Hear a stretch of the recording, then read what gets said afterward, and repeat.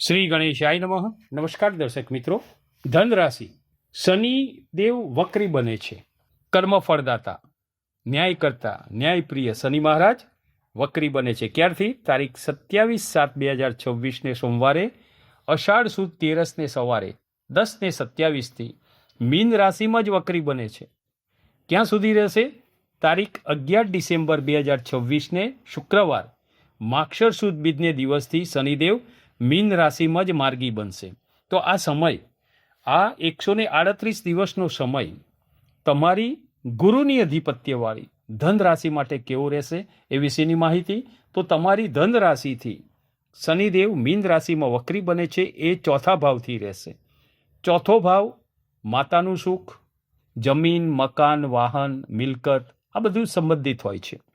તો અહીંયા તમારે મિલકતને લગતી બાબતોમાં થોડો વિલંબ જોવાય.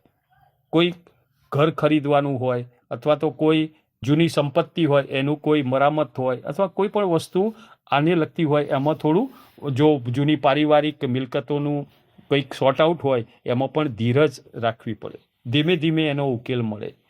તમે જે વિચારો છો કે ઝડપથી બધું થાય એમાં થોડો વિલંબ જોવાય. અહીંયા શનિદેવ થોડું પણ રૂકાવટ કરાવે છે, કેમ કે કોઈ બી કાર્ય ઉતાવળથી સફળતા અપાવતા નથી. શોર્ટકટ તો અહીંયા બિલકુલ નહીં ચાલે. જ્યારે શનિદેવ વક્રી હોય ત્યારે શોર્ટકટ બિલકુલ નહીં. અને તમારી ધન રાશિમાં માર્ચ 2025થી શનિદેવની દૈયા પણ ચાલુ થઈ છે, એટલે તમારે અહીંયા ખાસ સાચવવાનું.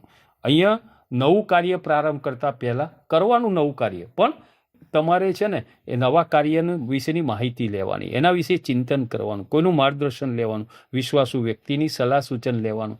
પછી તમે કોઈ બી નવું કાર્ય, તમને મનથી એમ થાય કે ના હવે આ બરોબર છે, તમે કોઈ બી જોબ બદલવા માંગતા હોય ને તો પણ આ સમય તમારે વિચારવાનું. એકદમ ઝડપથી તમે કોઈ એ કરશો ને તો પણ આમાં તકલીફ થઈ શકે. કોઈ પણ પરિવર્તન મોટું કરો ને તો ખાસ વિચારી અને જોઈ અને એને વિચાર કરવાનો કે આ બરોબર છે કે નહીં, કોઈનું માર્ગદર્શન લેવાનું અને પછી જ એ તમે કરી શકશો.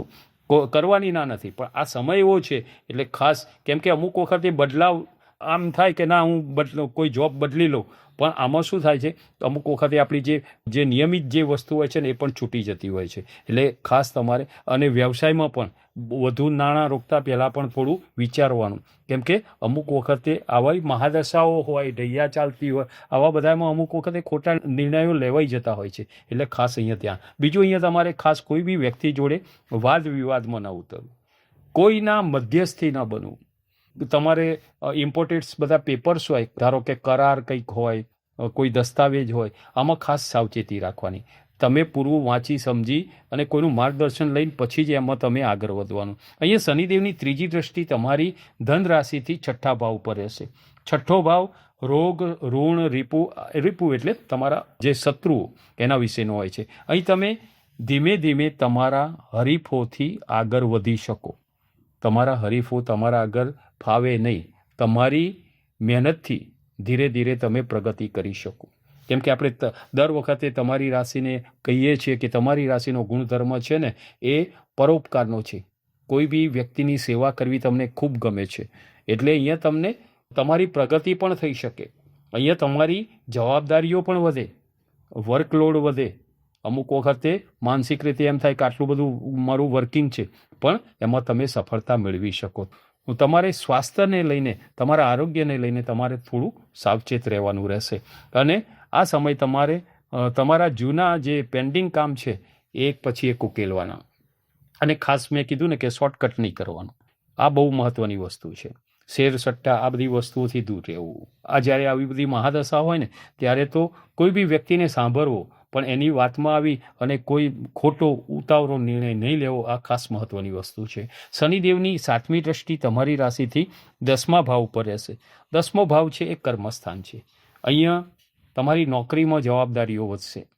તમને નોકરીમાં પ્રમોશન જો મળવાનું હોય ને તો એમાં પણ થોડો વિલંબ લાગે, પણ અહીંયા તમે જો ગુસ્સો કરી દો તો એમાં નુકસાન પણ થઈ શકે. એટલે તમારે રાહ જોવાની રહેશે. ખાસ મહત્ત્વની વસ્તુ, આ 138 દિવસ કોઈ પણ વસ્તુમાં ઉતાવળ નહીં કરવાની. સમયની રાહ જોવાની. સમયે તમને 100% સારું ફળ શનિદેવ આપશે. કેમ કે ધીરજનું કામ, પરિપક્વતાવાળું કામ, એમાં શનિદેવ મહેનત અને પરિશ્રમથી તમારી કારકિર્દી પણ સારી બનાવે છે. અહીંયા સમયે સમય તમારે પિતાનું સચોટ માર્ગદર્શન પણ મળી રહે, પિતાથી પણ સારું જોવાય. શનિદેવની 10મી દ્રષ્ટિ તમારી જે ધન રાશિ ઉપર રહેશે. 10મી દ્રષ્ટિ તમારી રાશિ ઉપર છે, ધન રાશિ ઉપર, એટલે તમારા પહેલા ભાવ ઉપર જ શનિદેવની દ્રષ્ટિ છે, તમારા ઉપર જ. તો શનિદેવની દ્રષ્ટિ આગળ કહીએ છીએ ને કે ભાઈ શનિદેવ સ્થાનથી વૃદ્ધિ કરે છે પણ દ્રષ્ટિથી શુભ ફળ નથી આપતા. તો અમુક વખતે તમારો જે નિર્ણય લેવાનો જે છે ને, અમુક વખત નિર્ણય લેવામાં અમુક વખતે ભૂલ ના થાય એનું ધ્યાન રાખવાનું, આત્મવિશ્વાસ ઓછો ન થાય, આત્મવિશ્વાસમાં ઘટાડો ન થાય એનું ધ્યાન રાખવાનું. કોઈ બી કાર્ય વિલંબથી થશે. માનસિક રીતે તમારો આત્મવિશ્વાસ જાળવી રાખવાનો. તમારે કોઈ પણ રીતે ઉતાવળો નિર્ણય નહીં લેવાનો, પણ કાર્યમાં તમે ધીરજથી અને ગંભીરતાથી આગળ વધશો તો શનિદેવ તમને સારું ફળ આપશે, લાંબા ગાળે સફળતા આપે. એ જ શનિદેવ એટલે તમે જુઓ, શનિદેવ કેમ કહીએ? શનિ એટલે શને એટલે ધીમે ધીમે, એમની ગતિ પણ ધીમી હોય છે. એટલે શનિદેવની ગતિ ધીમી હોય છે એટલે જ શને કહેવાય છે. શનિદેવ ધીરે ધીરે મહેનતનું ફળ આપે છે. તમને અહીંયા તમારા અધૂરા કામો પૂરા કરી શકો. તમારી જન્મકુંડળીમાં શનિદેવ શુભ ફળ આપનારા હશે, શુભ સ્થિતિમાં હશે, કોઈ પાપગ્રહથી યુક્ત નહીં હોય તો આ સમય તમને તમારી મહેનતનું શુભ ફળ મળશે. તમારા હરીફો પણ જોતા રહી જશે કે આ તો ઘણો આગળ નીકળી ગયો. ધીરે ધીરે પણ કાચબાની ગતિએ આ સમય પૂરો થશે ને એટલે એમ થશે કે ના, હું ઘણો બધો આગળ નીકળી ગયો. તો તમારે વક્રી શનિદેવની કૃપા મેળવવા માટે શું કરવાનું? તો વધુ સારું ફળ મેળવવું હોય, શનિદેવની કૃપા મેળવવી હોય તો હનુમાનજીને શરણે જવું જોઈએ. દર શનિવારે મંગળવારે હનુમાન ચાલીસા કરવા જોઈએ. શનિદેવનો મંત્ર છે ઓમ શમ શનિશ્ચરાય નમઃ. આ મંત્રનો 108 વખત જાપ દર શનિવારે કરવાના. બીજું, શનિદેવની પ્રિય વસ્તુનું દાન આપવું જોઈએ. શનિદેવની પ્રિય વસ્તુ કાળા કલરની છે.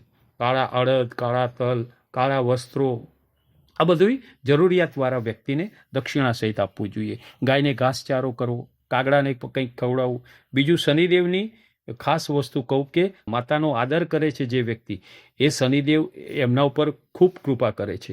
તો તમારે માતાની સેવા કરવી, માતાની આજ્ઞાનું પાલન કરવું, તો શનિદેવની વધુ સારું કૃપા મળી શકે.